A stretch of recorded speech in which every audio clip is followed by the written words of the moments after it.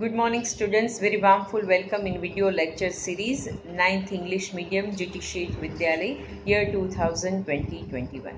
Okay, good morning students again. Today I am talking about my second subject Hindi. आज मैं आपको हिंदी के पुस्तक के बारे में बात करूंगी और हिंदी विषय में हमें क्या पढ़ना है उसके बारे में आज हम प्राथमिक बातें करेंगे। सबसे पहले मैं आपको हिंदी का पुस्तक दिखाती हूँ। ये हमारी 9वीं कक्षा की हिंदी की पुस्तक है, आप अच्छी तरह से देख लीजिए। इसे हमें 9th स्टैंडर्ड में हिंदी विषय में पढ़ना है। हमारी पुस्तक में अनुक्रमणिका दी गई है, उसमें 1 to 24 चैप्टर्स हिंदी के हैं और 4 चैप्टर हैं पूरक वाचन यानी कि सप्लीमेंट्री रीडिंग। एग्ज़ाम के हिसाब से और पढ़ने के हिसाब से हमें 1 से 24 जो यहाँ पे कृतियाँ हैं, लेसन है, उसका अभ्यास करना है, उसके स्वाध्याय का अभ्यास करना है और जो 4 पूरक वाचन के लेसन हैं उसे हमें पढ़ने हैं, समझने हैं और हिंदी भाषा में कितना वैल्यूबल लिटरेचर है इसका परिचय हमें ये पूरक वाचन से लेना है। तो अनुक्रमणिका में ये जो 24 लेसन यहाँ पे दिए गए हैं इसका हमें अभ्यास करना है। और कुछ व्याकरण के ऐसे मुद्दे भी हैं जिसे हिंदी की पुस्तक में दिया गया है, जैसे कि सबसे पहले मुहावरे दिए गए हैं, फिर बीच में अशुद्ध और शुद्ध वाक्य रचना की बात की है, फिर 9th लेसन के बाद कहावतें की बात की गई है, फिर 12th लेसन के बाद वर्तनी की बात भी कही गई है, फिर 16 चैप्टर के बाद शब्द संरचना के बारे में भी बात की गई है, फिर 19 चैप्टर के बाद वाक्य और वाक्य के प्रकार के बारे में बताया गया है और फिर 21 चैप्टर के बाद स्वर संधि के नियमों के बारे में बताया गया है और 23 चैप्टर के बाद समास, हिंदी में समास कैसे हैं इसके बारे में बात की गई है। तो ये हमारे कुछ व्याकरण के मुख्य मुद्दे हैं जिसे इस टेक्स्ट बुक में दिया गया है। तो आज हम हिंदी की पुस्तक का हमने पूरा परिचय ले लिया है। आप जब भी आपको मन लगे आप हिंदी की पूरी पुस्तक पढ़ लें। उसमें गद्य और पद्य सभी रचनाओं का समावेश किया गया है। हिंदी के बहुत ही प्रसिद्ध और नामी गिरामी साहित्यकार की कृतियाँ इसमें दी गई है। तो मुझे लगता है आपको पुस्तक पढ़ने में बहुत ही रुचि होगी और अच्छा भी लगेगा। बहुत सारी कहानियाँ, निबंध, काव्य, संस्मरण, ऐसे बहुत सारी विधाएं, हिंदी की जो लेखनी है उसकी विधाएं इसमें दी गई है। तो आप सब आराम से पूरे हिंदी का पुस्तक पढ़ लें और जैसे जैसे मैं वीडियो लेक्चर सीरीज़ के माध्यम से आपके साथ यूनिट के बारे में बात करने लगूँ, वैसे आप यूनिट की भी तैयारियां स्वाध्याय के रूप में कर लीजिए।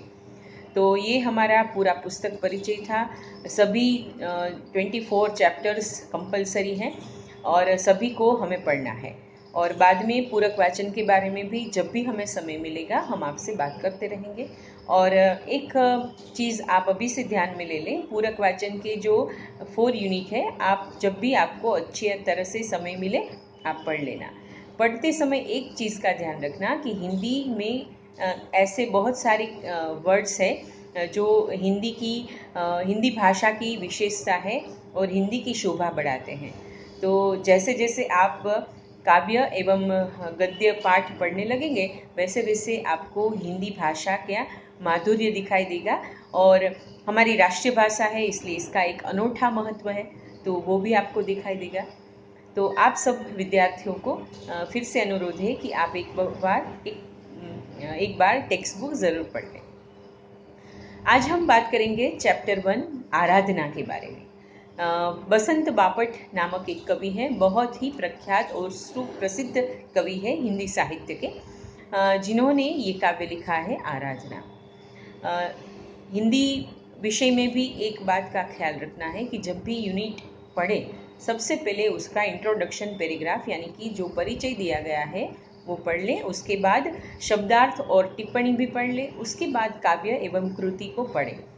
ये जो परिचय का जो पैराग्राफ है और जो शब्दार्थ और टिप्पणी है ये पढ़ना इसलिए ज़रूरी है कि ये पढ़ने से हमें बहुत सारे शब्दों का अर्थ मालूम होता है और जो कवि या कोई साहित्यकार है, लेखक है, उसका परिचय लेने से हमारे मन में उस साहित्यकार के प्रति और ये जो कृति पढ़ते हैं उसके प्रति जो भावनाएं रहती हैं उसमें बढ़ावा होता है।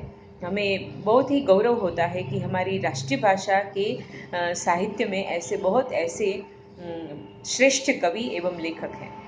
तो लेखक का परिचय एवं शब्दार्थ और टिप्पणी, ये दोनों चीज़ें पाठ से पहले पढ़ना बहुत ही आवश्यक है। आज हम आराधना के बारे में बात करेंगे। ये हमारा प्रथम काव्य है और बसंत बापट जिसका परिचय ये पैराग्राफ में दिया गया है, ये प्रार्थना काव्य है। तो आप ये जब इंट्रोडक्शन पैराग्राफ पढ़ेंगे तो आपको मालूम होगा। प्रार्थना काव्य है, मैं आपके सामने इसका पठन करती हूँ। देह मंदिर चित्त मंदिर एक ही है प्रार्थना, सत्य सुंदर मांगल्य की नित्य हो आराधना। दुखियारों का दुख जाए है यही मन कामना, वेदना को परख पाए जगाए संवेदना, दुर्बलों के रक्षणार्थ पौरुष की साधना। देह मंदिर चित्त मंदिर एक ही है प्रार्थना। जीवन में नव तेज हो अंतरंग में भावना, सुंदरता की आस हो मानवता की हो उपासना, शौर्य पावे धैर्य पावे यही है अभ्यर्थना। देह मंदिर चित्त मंदिर एक ही है प्रार्थना। भेद सभी अस्त होवे वैर और वासना, मानवों की एकता की पूर्ण हो कल्पना। मुक्त हम चाहे एक ही बंधुता की कामना, देह मंदिर चित्त मंदिर एक ही है प्रार्थना। मुझे आशा है कि आप ये काव्य अपने आप पढ़ेंगे और इसके बारे में हम नेक्स्ट वीडियो लेक्चर में बात करेंगे। तब तक पूरी हिंदी की पुस्तकें जब भी आपको समय मिले अच्छी तरह से पढ़ लेना। Take care yourself at home, stay safe, have a nice day, bye.